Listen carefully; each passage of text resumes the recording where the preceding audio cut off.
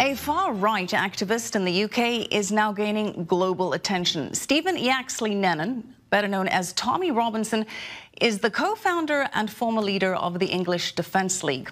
The EDL has been responsible for violent anti-Muslim demonstrations across the UK. Robinson is no longer with the group. He has in fact denounced it and has branded himself a journalist and a campaigner against Islamic extremism. He was recently sentenced to 13 months in prison for contempt of court. Robinson was filming child molestation suspects entering court.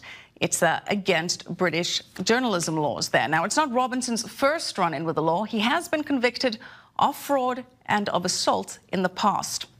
Well, now the Middle East Forum, a conservative U.S. think tank, is advocating for his release and demanding greater protections for freedom of speech and freedom of the press.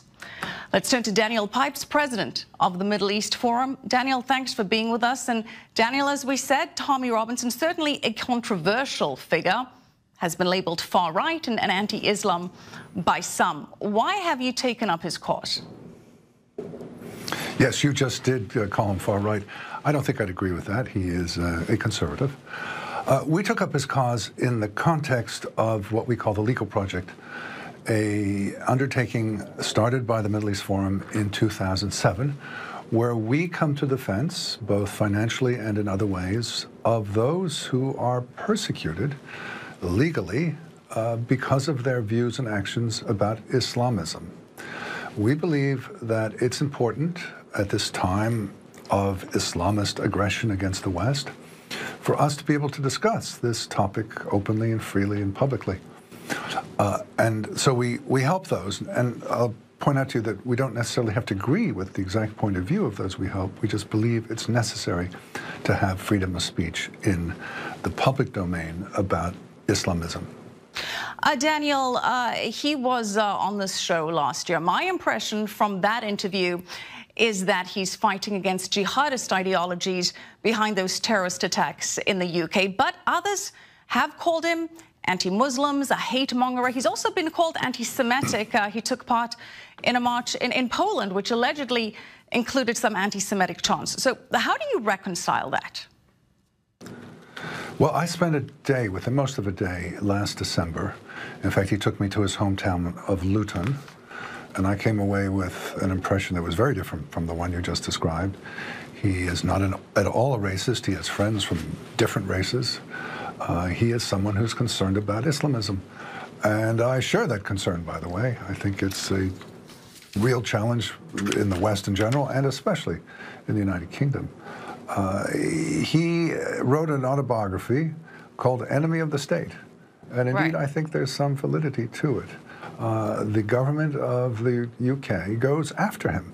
I mean, look, here he is breaking some technicality, I suppose, about reporting on court cases. He's breaking a technicality concerning rape gangs. We know that, for example, in Rotherham, England, there was a rape gang that was at work for 15 years, and the police didn't do anything about it. Indeed, they threatened the parents of the girls who'd been raped that they would get in trouble if they pursued their complaints. So here we have a completely ineffectual police doing nothing for 15 years of the most serious concerns, such as rape. But then Tommy Robinson breaks some technical infraction, and wham, bang, within minutes, within hours exactly, he is arrested, tried, convicted, and jailed. Isn't something wrong with this picture? Isn't he, in fact, enemy of the state? Aren't they picking on him? So that's why we decided to support.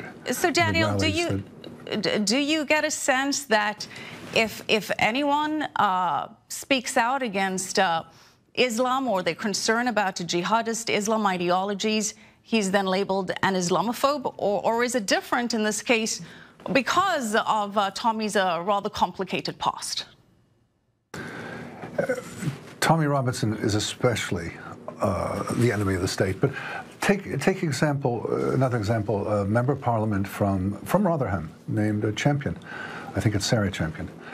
She has talked about Pakistani rape gangs, and she has got police protection now because of the threats on her life. You can't talk about these things in the UK. So we... Why is that? Why do you think that is?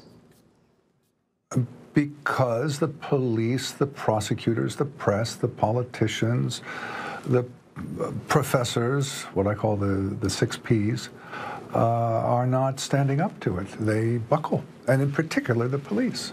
The police are not But aren't being the police effective taking against the action? Islamists. Aren't the police taking action? Aren't these people being charged in these cases?